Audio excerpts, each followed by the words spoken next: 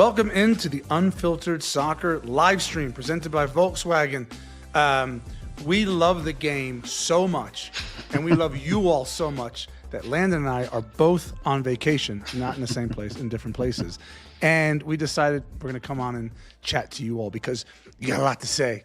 And I think we do. Lot to say. How's vacation, by the way? How's vacation? Amazing. Good for you.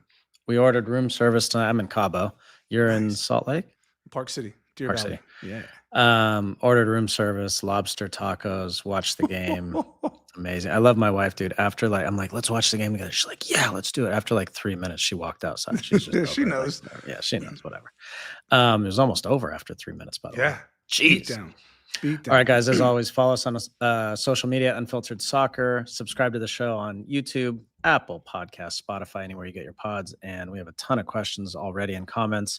But as always, email your questions to Jordan. Feedback at Unfiltered Soccer. Full disclosure, I've had a few glasses of wine. Yeah, you have. Enjoying that one. So if I slur a little bit, you know why. But let's get right into it. Tampa was good to us tonight, man. Wow. Mm-hmm. That was, Tim, one of the wildest first halves I've ever seen. And I'm not being dramatic. I don't come on here and try to be dramatic, but God, it was crazy. I was just, my wife kept coming and going, what? And I'm like, another goal. What a dominating performance. I don't know what more you could have asked for. If you're Pochettino, you have to be absolutely thrilled. It's kind of crazy. It was wild. I just thought that it's a bit of an anomaly, and then I thought Uruguay stunk. God, they were bad. And I don't often, because then that takes the gloss off the U.S. Yeah. So that's not what I'm trying to say. Very often do I think wow, a team stunk, and yet the U.S., and we'll get into why, I thought played a really good game, and I thought there were some really good individual performances. But yeah, such a strange, you get, I know it was a friendly, but you get to halftime, the game's over. For all intents and purposes, it was over some way halfway between in the first half. But some great performances. Pochettino has this team humming. Both the first team and what you consider maybe the second team. So that's a brilliant thing. Tim, they made 9 changes to the lineup, and honestly, I was like, oof, this is a bunch of guys who have never played together. A bunch of guys. Yeah. And it's rare. People need to understand, it is very rare in a professional soccer game that the game's over by halftime. Very rare. At any level, it just doesn't happen. Sometimes it's 2-0 and you're like, all right, I feel like it's at or maybe even 3-0, you're like, all right, that's it. But very rare do you just say this game's over. And these were two, you would say, equal-ish teams. One ranked 15th, one ranked 16th in the world. I was shocked that was a 15th ranked team. God, in fairness, we were 16 and we had a lot of our second team players in. But look, Berhalter, we know, giving a rundown. I mean, Berhalter, we know he's got a incredibly wicked set piece delivery. I mean, it's special. It's not world class elite yet, but give him time. This kid's dialed in. Really good first goal. The fact that he moved the ball. I thought actually he thinks beyond his years because he took the first free kick, right, and he whipped it in. Yeah. So then my thought process was he'll do the same again. So at some point between the referee blowing the whistle and saying, right, I don't like this foul, let me put the ball back down here. At some point he either made eye contact with somebody. I didn't quite see whether he went and spoke to somebody, but he completely changed the script and he played short. And then he had to be on the same page with Serginho, right? Because he knew to lay it back first time. Yeah, and I didn't at first. I was like, did they work on that? And it just felt like he just said, hey, I'm going to play it, just roll it back to me, and I'm going to smash it. He must have. And then obviously Freeman, big standing ovation for you. I didn't know you had that in your locker. I didn't know. I mean, I didn't know that either. I mean, slaloming in. Going, was that Reina? Was that Christian? Was that who? No, was Freeman. Freeman. And then he did it. And then he did the business What at the back goal. post, where you expect him to be. In terms of the header. Obviously, Luna unsurprisingly pops up for the fourth. Right, you kind of expect him. That's his kind of bread and butter. Late runs in the box, a real cultured finish. I mean, you can speak to this. How often does a guy run onto a ball, his eyes get really big, and he balloons it or he drags it? There was never a chance in it. He just slapped it right in the corner. Great contact, yeah. All right, speaking of Sebastian Berhalter, we have a question from JR. It's going to pop up here. Lots of questions from you guys, so Should we design set pieces around Berhalter? That's an interesting question. So I Well, played with someone that we did that for, Mr. Beckham. Yeah, I mean, what do you think? I mean, he has got to be in the team, obviously. I think that was I think that was Kenneth asking the question. He was kicking a soccer ball. It looked like a gender reveal party, and it was pink. So congratulations. I don't know when that picture's from, but congratulations on your daughter, girl dad. That's amazing. I would imagine if Berhalter's in the game again, we have to figure out what type of game it is, what the lineup is. But yeah, I think he's on the ball. I think he's in and around it for sure. Yeah. And generally, Tim, what happens is when you design a set piece, you're designing it for someone to go attack it, right? Someone like Omar Gonzalez, we used to just pick and try to get him free to either score or knock it back across the goal mouth. But when you have that kind of quality, man, and I watched it closely when I was commentating with Fox during the Gold Cup. And after a while, you just go, okay, this is not just like happenstance or like, oh, we got that one good. He does it every time, every corner, it's just like up and dipping and whipping, and it's really hard to deal with. So. And I think to answer the actual, hang on a second. Kenneth said his daughter is due next Saturday. Amazing. Oh, that's awesome! Congrats. Now it's all happening. I think when you talk about designing a free kick, the answer to the question we saw tonight, I don't think you need to, you don't need to, if it's right in and around the box, he's going to curl it and he's going to try and put it up and over the wall or the keeper's side. If it's a wide free kick, well, that's not for him. He's just going to put it in a good area, probably spot, for Chris Richards. The ones that you're talking about are the ones that are off the cuff. So what you want to do is like tonight, when he's standing over a ball, delivering it, you want to have like one or two wrinkles that say like, what happened tonight? I'm going to play it and stop it, or play it and play it back, and I'm going to whip it. So there's not a ton of like, you don't really overthink it. It's just giving him one or two different little wrinkles off of a normal set piece that he can go to. And they obviously have done that because we saw that tonight. And give him the autonomy then to make that decision, right? Make that decision. Which is also, you don't want to say you have to do this every time, because he saw it and he was like, oh, this is on. So, totally. We used to, when Bob was coaching us, Tim, when we would go away to Europe, a lot of times he would say, guys, when people wake up in the morning and they went to bed and they didn't watch the game, let's be like, when all those friendly results pile in, let's be one of the teams that people go, oh my God, they went to Poland and won. They went to Switzerland and won. They went to Germany and won.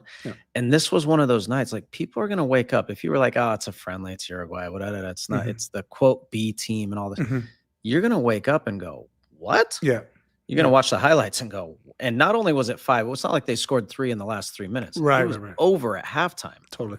You're right. Over at halftime. Shout out to Bob Bradley. Incredible. Always had us prepared. He did. And it was like a source of pride. Like, we wanted to be that team where people wake up and go, wow. Totally. All right. Another question about Tyler. Well, interesting, Jordan. Question about Tyler and Weston losing their spots. I didn't say that. Have we learned yet that this team doesn't need Weston and Tyler to win? Have they lost their starting jobs? All right. That is from Mike. I'm going to have everyone settle down a little bit. We're all excited about the result.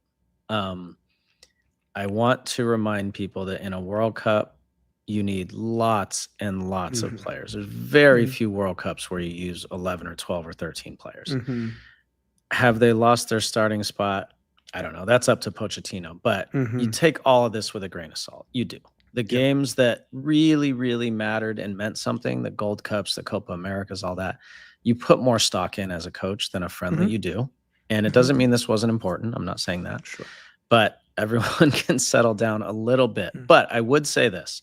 There are a bunch of guys, Tim, that 6 months ago, we would have said, no, they're not going to start over these guys. And a bunch of those guys, Alex Freeman, how do you keep him off the field right now? So whether it's Serginho Dest or whoever's playing that position, Tim Weah, whatever, how do you keep Freeman off the field? I don't know. You don't. Arfston, right? Like, Jedi has been hurt, and we're all hoping he gets better. But like, how do you keep that guy off the field? Right. Berhalter, when he's doing this, how do you keep these guys off the field? Look, I'll dig deep into this. Tyler Adams and Weston McKennie for me are out and out starters, not just based on their past performances, but I think they're the best players, and I think they give the U.S. the best chance. What this does, though, is this, and we haven't seen this. This lights a fire under them, consciously or subconsciously, to where. It's conscious. And I've been a part of it where you're the starter, but by the way, I've got two guys sitting over here that I have so much confidence in, and if we get to halftime and you've laid an egg, I'm hooking you. That's right. We get to 60 minutes and things aren't going well, which happens with players, I'm hooking you. And then what then the trickle on to that is if one of these starting players doesn't have a good performance, okay, and they get hooked, and the guy coming in that the manager has confidence in then has a good performance in the second part of that game, now the manager's got a decision to make in the next game, right? Now in the next game, that player might play.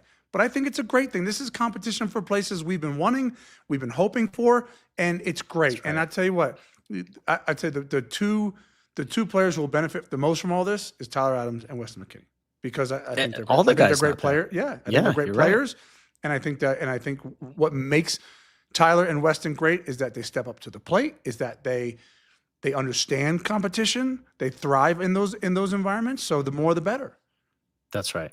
And Malik Tillman, right? Like guys like this who are watching now, they're going, gosh, I got to get into camp. I want to get into camp because these guys, I don't want these guys taking my spot. So, all right, we have a question on if the U.S. won or Uruguay lost the game. Okay, that's interesting.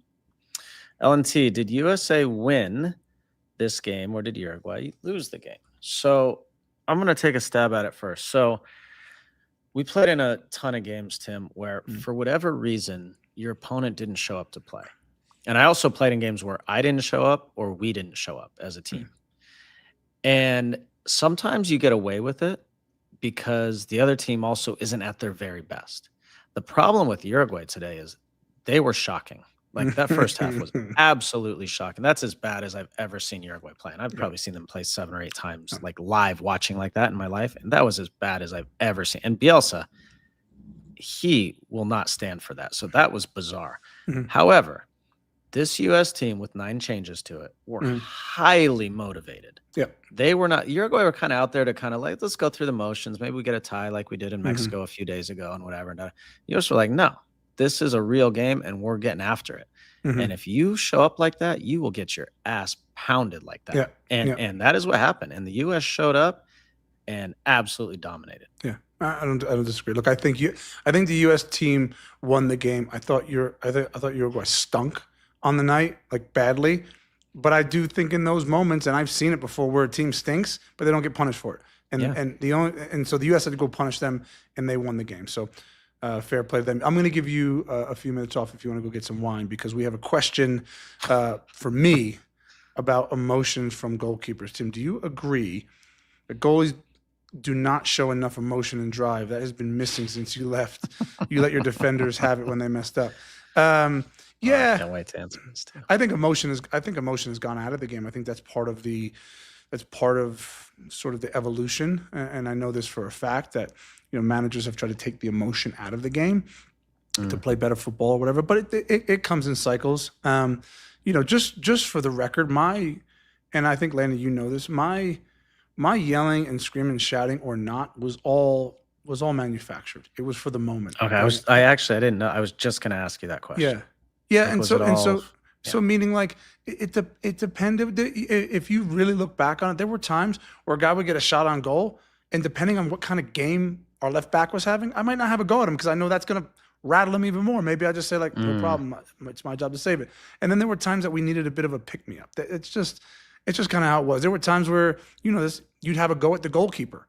At the referee as a goalkeeper, and you're like, I didn't do anything wrong there. I was just trying to get our guys going. So it's come out of the game a little bit, but I think emotion in general is coming out of the game. Yeah, it kind of has. And I actually, the Betancourt red card was really nasty, like a really bad challenge, but at least they cared and they showed up. And, some of these friendlies, like just looks like nobody cares. And so it was scrappy. I appreciate the emotion and whatever. Definitely. I'm not like super into stats all the time, but one amazing stat at halftime, all 4 goal scorers had come on our podcast. There you go, Tim. I'm not saying there's a correlation. I just know there is. Guys, when we asked you to and come then on, Tessman ruined it. when we asked you to come on the show, there's a reason for On the this. show, Guys. if you want to score. Don't just blank us. Okay, question about Ricardo Pepi. Yeah, bring it to us. Question for LD and Tim: is Pepi not getting any minutes today a concern for him? Yeah, that's a good question. I would say yeah. I would say yeah. I mean, this is a game where you can't wait to get on the field if you're watching from the bench, because you're like, there's going to be chances, especially when they went down to 10 men. You're like, fuck, get me on the field. Get me on the field. And yeah, I can't, I'm not in Pochettino's head. I can't speak for him, but he had a chance the other night that he fluffed and should have scored. And it's clear, pretty clear right now, although this is always changing, but like it goes Balogun and then Haji Wright. And I think Pepi right now is third. And that's, that's the way he views it. Yeah. I like your explanation. Let me put my spin on it. If you're Pepi tonight and you're on that team bus, you're like, damn, you're bummed. He personally would be bummed, and here's why. The math ain't mathin', right? You only have a certain amount of strikers who can play. And in this game, if I'm him, right? If I'm going into the game, unless he had a conversation with Pochettino before, if I'm going into the game, I'm thinking, we know, those players all know Balogun's the number one. So he starts. Then Pepi comes in, right? For him in the game prior, in the Paraguay game. Point. Right? Yep. So now Pepi's going into this game going, cool. Flo's the number one. Get him on subs. He's not starting. Yeah. Get him on the subs bench. That's right. Haji Wright start? Okay. Well, that's a bummer. But guess what? That's fine. I'll come in at 60, 70 minutes and I'll show what I can do. Bang. Now Balogun comes in. So now Pepi's going, he's just like, so it'll hurt him. And it is a sign because, like I said, the math ain't math, and like you didn't get a chance, and that it's not great. I don't love it. I actually felt the same way about Gio, to be brutally honest. I'm like, he's a guy who I wanted to see get back-to-back starts. When he doesn't, I'm like, But then Gio comes on and does what he does, right? He gets a really good assist. He gets a yellow card, which kind of a prerequisite for him, which I love because he's feisty. And so like that was actually then a good camp for him, right? Pepi comes on as a sub, misses a chance, and then doesn't get a chance in the second game. So you're kind of, again, and you have to remember with Pepi, so a lot of these guys have been through these camps now, and now they know what the expectation is. Pepi hasn't been around a while, and I'm solely guessing here, and I'm not saying this is the case, but I'm saying this could be a scenario where he kind of came in and thought like, I'll get some minutes, and the rest of the guys are on edge right now, and they're like, I better get after it every day, train well. Oh, you mean training it? Yeah. I'm just saying off the field, be really bought in, and it could be a scenario where maybe just he has to learn that like, okay, that's what Pochettino wants. I'm not saying that's the case, but that could be part of it. Okay, question about the scuffle on Saturday's game. We love a scuffle. Okay. Love a scuffle. That was a good scuffle. From Alan Potter. Is that a coach or something? Oh, that's Graham Potter. LD and Tim, with the lack of fight and fire that has been a complaint for the last year, does seeing the fight in this window mean more to you than it looks like as a fan that is super happy to see it? I'm thrilled to see it. I'm thrilled to see it in general because Tim just said it. The emotion and the passion has come out of the game quite a bit over the last decade or so as we've focused so much on playing beautiful soccer all the time. And man, national team games, that's what this should be. Qualifying, that's what it should be, a battle, like a real battle. And it doesn't have to be. You can play home to Trinidad and win 5-0 and it's beautiful. But sometimes you just go to Cuba and the field's terrible and the lighting's terrible and you just go battle. And you get out of there 1-0. And so watching the guys, I think in a smart way, thank God there was no VAR, but like in a smart way, get after it and protect each other is great. I think that's great. Just don't get sent off. I have no questions about this team, this group. And I say that because we saw a lot of fight in the Gold Cup. So we're like, okay, well, that group will fight and scrap. But the big boys came in, the Chris Richards and Pulisic and all these guys, they showed me a hell of a fight last camp. And then we see it again this camp. So I think this group as a whole is again humming and they're clicking and they're together. And again, I think you and I have been brutally honest when we say like, look, this is an educated guess or this is something we know. My educated guess is that the Gold Cup team set a standard that Poch liked, Yeah, and you're right. maybe he lit that fire. And I tend to think he probably, once he had everybody in, probably said, "Hey, this is what I want to see. I've seen this from these guys. I need to see it from you." Again, it's an educated guess on my part, but either way, whatever. I don't care what. That was And it wasn't incredible. It wasn't a bluff, Tim, because then he followed up by playing those guys again and playing a lot of those guys and giving them more minutes and more Arston, Luna, giving these guys more chances. Because you can say it all you want, and then all of a sudden the same old guys are starting again. And like Totally. But he followed, and let's take a second to let's really give a lot of credit now to Pochettino for just the mental side of how he's played this whole thing. Because it was ugly in the summer, Tim. There was some real stuff flying. Yeah. And I think he's masterfully put this together, pieced it together. Now, was it intentional? I have to assume yes, but maybe kind of lucked into some of it, made of it, but I think it was intentional. I tend to think so. Yeah. And now the team, it doesn't matter who shows up and plays, dude. They get after it. And the thing about pressing and running and fighting, and it's fun to watch. I'm as a fan, I'm loving it. I think the thing we have to give, Pochettino's a brilliant manager. He is. I think what we have to probably give him a lot of credit for is his experience. Meaning, that's right. I think he has understood over the course of his coaching career that there's more than one way to get a result from your players. Meaning, he's bided his time. He's the biggest name in the room, right? So he could have easily just said, "Do what I do, do what I say." But you forget where he's been. He's been at Tottenham with big players. Been at PSG with big players. I don't know. I'm guessing he was like, I'm not just going to go lump Neymar and tell him what to do. He probably thought I got to go around this way to get, to get performances. So he's doing that. I digress, by the way. I saw an amazing hockey fight the other day. Speaking of tussles, right from the first puck drop. They all scattered. These two big fellas dropped their clothes. I was like, yo. And they beat the stuffing out of each other. And then you know what? It was a great fight, and they were both like patting each other on the back while they were skating away. I was like, this is amazing. Anyway, I digress. More questions. Oh, this is another goalkeeping one. Let's see. Question about Matt Free's decision-making in the goal. On the goal. What are your thoughts on Matt Free's decision to come off his line and challenge before the Uruguay goal? Here's what I would think. I didn't like it. I thought it was a bad decision. Here's the great part. When you make bad decisions and your team wins 5-1, it's awesome. It's awesome because you get to learn from it. Here's what I would say to Matt Freese, and this is what I truly believe. If you see the play, he made a decision and he was aggressive with his decision. Aggressive mistakes, I don't mind. And whether you're a striker or a midfielder or a goalkeeper, if you're going to make a mistake, be aggressive. So we did that. So credit to him. What I would say is when you saw the play, he had two defenders versus one Uruguay attacker. I truly believe in the gospel of let your defenders defend. Your job, let them defend. That's their job. They want to do it. They want to do it. They want to scrap. They want to get in the right places. If that breaks down, then it's your job to save the day. I thought he came and got mixed up in a play that he probably shouldn't. But again, that's great.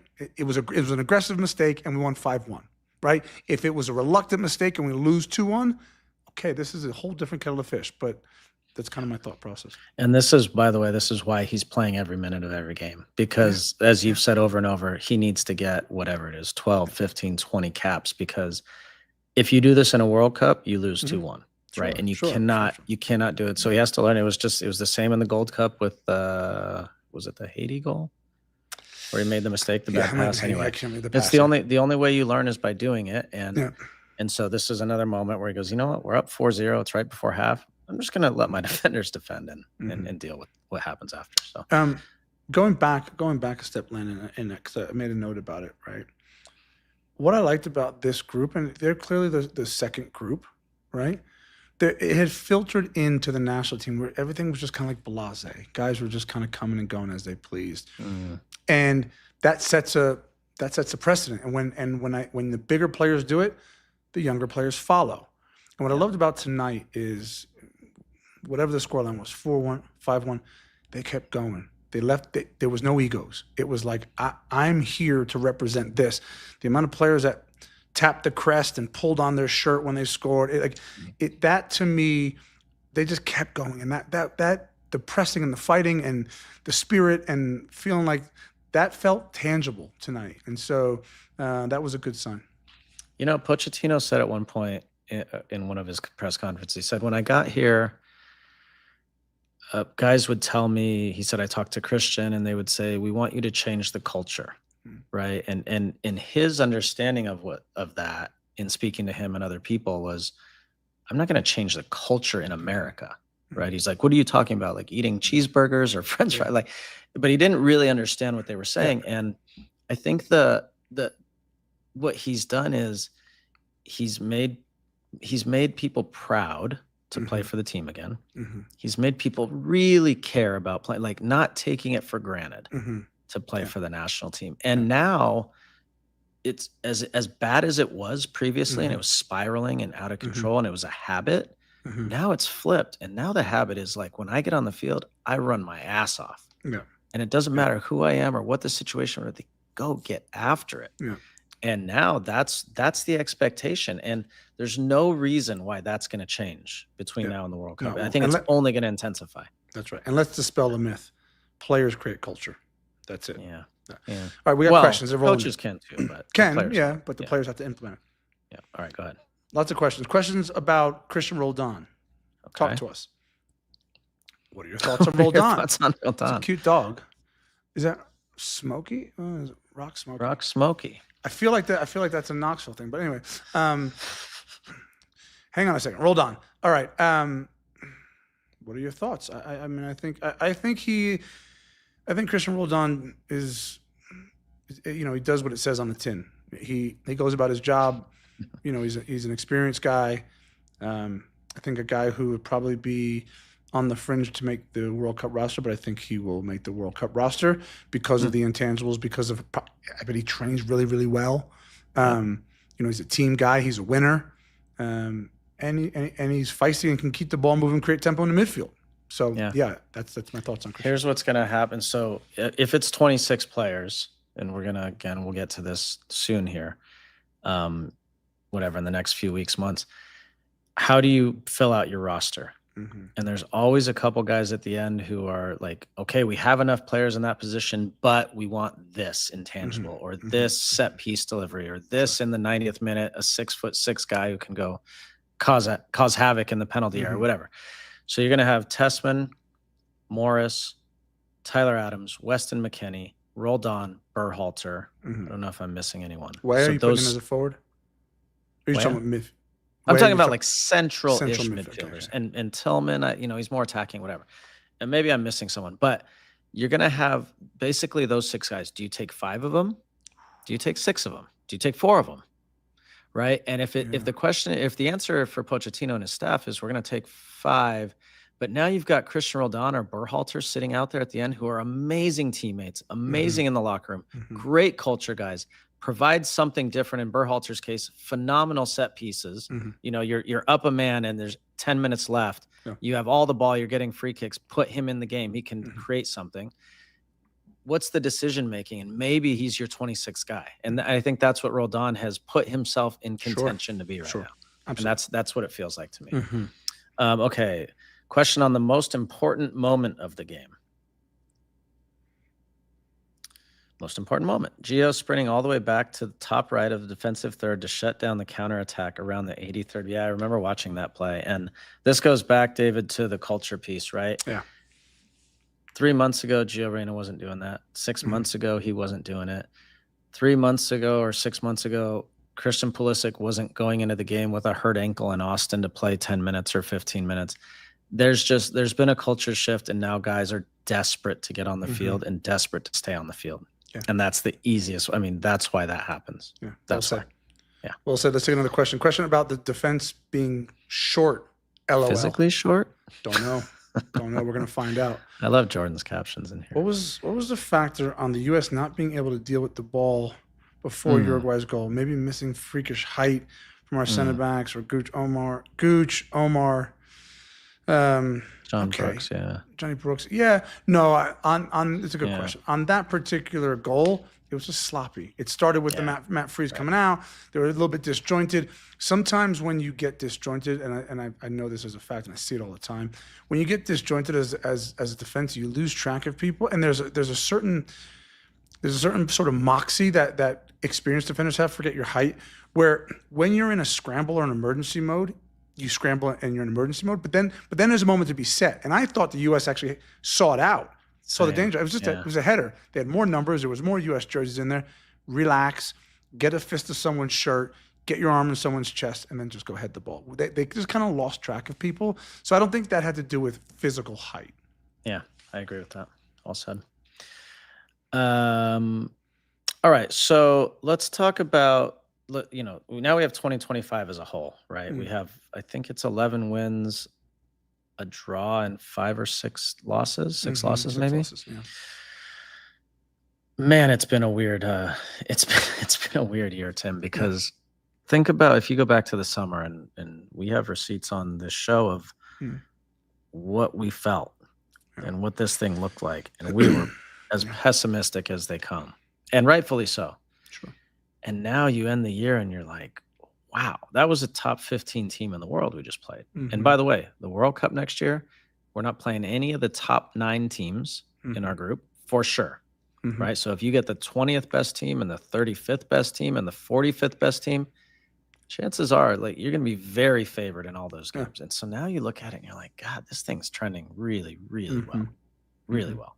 Yeah. No, I'm pleasantly surprised by how the year ended.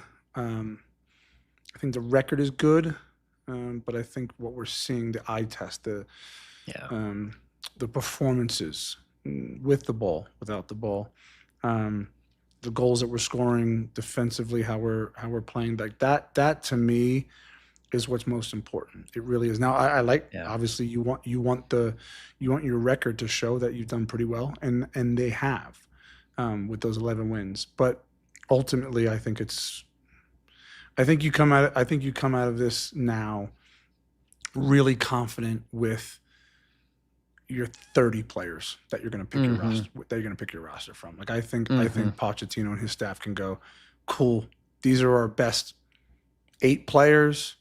These are the 8 that we think are going to be on the bubble, and then everybody in between is confident and fighting for positions. And I think that that's something that happened very quickly, because by the way, I didn't see that 60 days ago. No, definitely not. So, and who we've beaten in the last few months matters too, right? Because early it was, Haiti and Gold Cup matches, and it was like okay teams, but not great. And the last 3 windows have been World Cup opponents, right? And the next, March, the rumor is it's Portugal and Belgium. Those are real opponents, right? So, all right, let's do our favorite game. I got to get to that Portugal game. Where's it supposed to be? Do we know? Atlanta. I got to get that to sound that right? When is it? March? I think it's end of March is the. I gotta have Roberto Martinez take me to dinner or something. I gotta call Martinez. Roberto Martinez. I want to go to dinner with him. Maybe come to Atlanta. Never invite me, pal. All right, let's do our favorite game. So this was year 11 after the October camp. Freeze, Richards, Ream, IDK. I don't know. He's good. He's a good player. Jedi, Weston McKennie, Tyler Adams, Weah, Tillman, Pulisic, and Balogun. Do you want to change any of that now that you've seen 2 more games? Those are the best 10 and a half players for me. Those are the best for me. Yeah.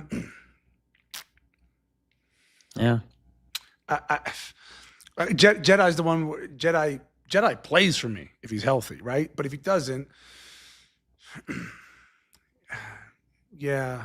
I'm being bullish here and sticking with it. But I do think Arsene has put himself right in the shop window. Jorginho Dest, I think he's going to be a tactical decision, because he's a wing back and he can play in the 4, but they're not really playing in the 4. He can play midfield clearly, apparently. Right. So, Dest is definitely in the top 11, but I just don't know what tactically they're gonna do, and then I don't know at center back. I'll let you figure that out, because you still got CCV in there. I said I'm officially taking Cameron Carter. Okay. All right, I was going to say Jordan's going to erase that, just because he hasn't been called in, right? So, of course, I think that could be a tactical thing too, right? Depending on the game. Like they used Joe Scally the other night, as a really attacking right side. Like he was overlapping Dest at times. So they were just like, basically it's 2 center backs and you're just going. So in a game where you're playing is New Caledonia or someone gets in somehow or whatever, and a team you're going to dominate, you do that. But so my 11 was Freeze, CCV, Richards, Ream, Arfston, Weston McKennie, Tessman, Weah, Tillman, Pulisic, and Balogun. So I think you're making changes.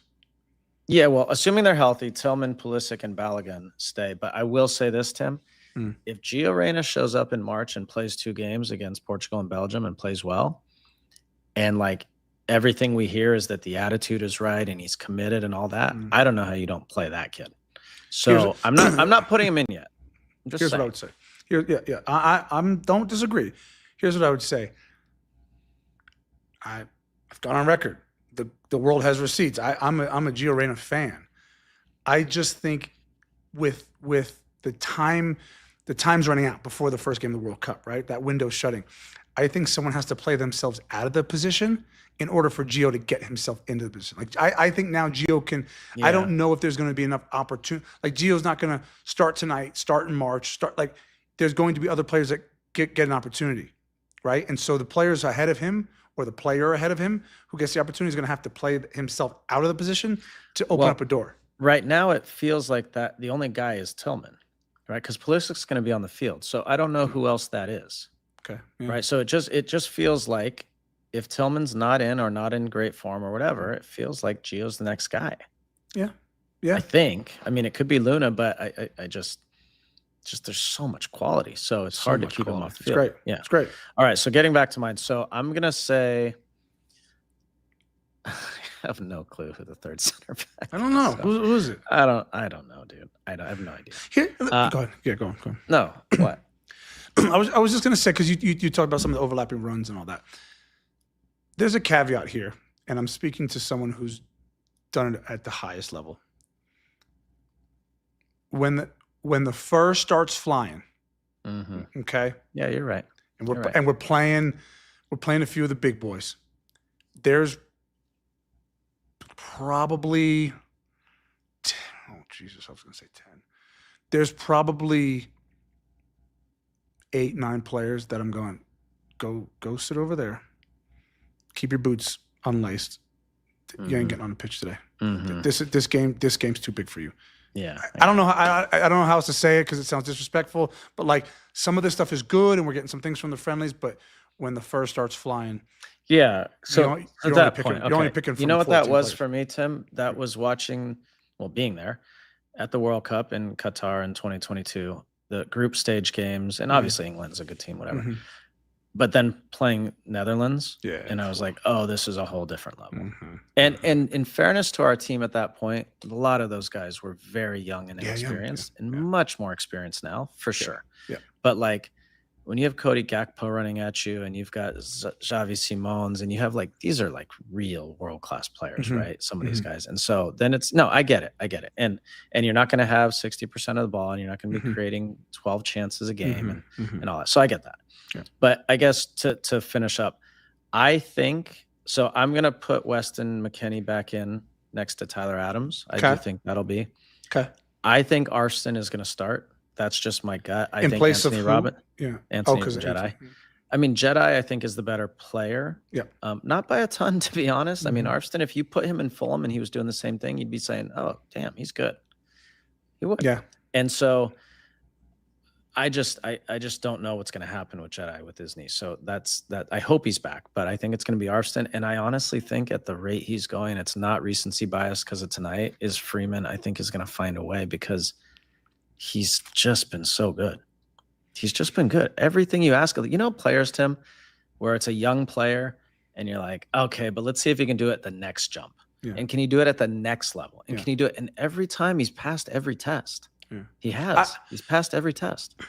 He has. I want to shoehorn somebody in at this third center back spot. Like I'm actually like saying, you remember on the left side, I said like, can we play Anthony Robinson and on the left center back?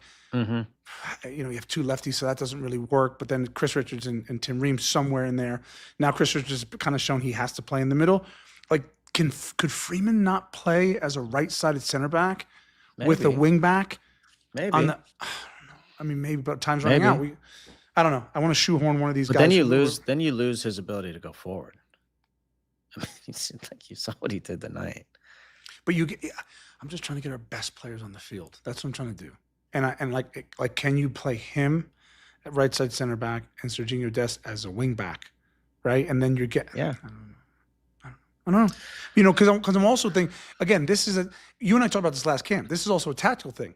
Because if you go into a World Cup game and you've talked about the rankings, and we're playing a team where you're like, we're dominating here, then really you only need 2 center backs in possession. Correct. Because then your third center back can release, and that'd be great if it could be Jedi Robinson or Freeman in a given Dest role. Right. Yeah. Anyway. Yeah, you're right. Interesting. Okay, so there was other qualifying around the world today. The Scotland. I haven't watched the highlights yet, but I was following on my phone, Tim. So they were playing Denmark at home. I think they were down at one point. Yeah. Anyway, they get into the 90th minute. It's 2-2. They have to win to qualify directly. Have to win, and they score in the 90+3, and then again in the 90+14. I can only imagine. They were at home. I can only imagine what the entire country of Scotland is like. Yeah. I mean, Jesus, that hearing like the Flower of Scotland anthem at the Euros last year and thinking about next summer, I cannot wait. By the way, yeah, the Scots travel well. America. Dude. Look out. Look out. Coming to a city near you. They bring the party too. All right, here's a look. Hang on. Are we wearing kilts? Are we going to wear kilts at our live show? I'm not wearing a kilt, dude. Why not? Come on. You can wear a kilt. If they're in the semis, sure, I'll wear a kilt. Here's a look at all the teams that have qualified. I'm not going to name them all off. Jordan also said Panama 5 minutes ago just qualified. Good for them. That's awesome. Yeah. I don't know. There's not too many left now. 10. Panama should qualify. 13. That's like 40 teams or so now qualified. So I think only about 8 or so left. I think Suriname worked, but I think they lost. They were losing 1-0. They were losing to Guatemala. God, that would have been a shock too. That would have been amazing. By the way, this is for another show. Well, actually, it'll be over for that summer. But CONCACAF could get 8 teams in the World Cup. They could. There's something completely wrong with the world of soccer. If CONCACAF gets 8 teams in the world, I'm going to say, though, I'm going to refrain from what I'm going to say because it's the 3 hosts and then 3 more qualify automatic, right? Yeah. And then 2 more could go to the playoff and qualify. Yes. Yeah, that's what it has to be. That would be insane. That would be so great. I'm not certain that would be great for the game of soccer. I'm going to get a phone call from someone at CONCACAF, but like we got to be honest. Victor's going to call you I'm just saying CONCACAF.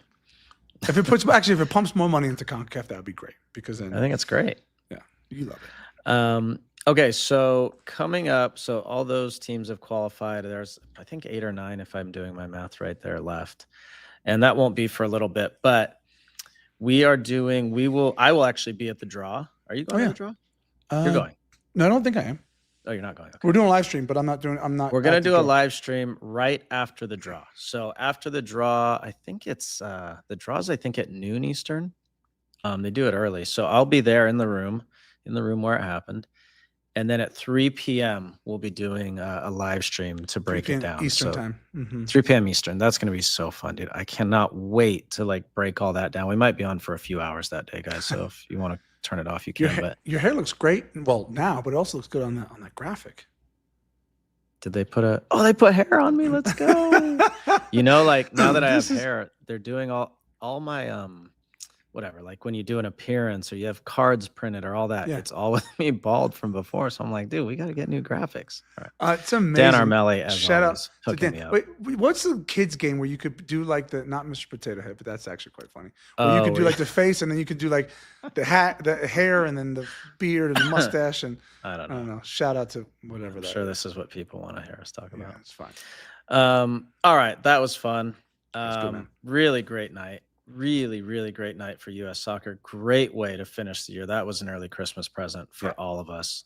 Thank you all so much for listening. This was really fun. We love these live streams. So we'll be back on the 5th of December, like we said, 3 p.m. Eastern for the World Cup draw. Remember, as always, to subscribe on YouTube, Apple Podcasts, Spotify. Follow Unfiltered Soccer at Unfiltered Soccer for bonus content. And then you can always email Jordan with more questions. I'm sure you guys had a lot more questions. So email her and we'll get to them next week. Yeah, unsurprisingly, you all crushed it. We that love was our awesome. Unfiltered Soccer faithful. These shows are fun because it's live, it's emotional, it's reaction to the game. So thank you all for sticking with us and riding this thing and sending all your comments and questions. It was great. Thank you to our presenting sponsor, VW. Have an amazing week. Landon, enjoy vacation. I know I will. And we'll be back next Tuesday with another edition of Unfiltered Soccer. See you guys.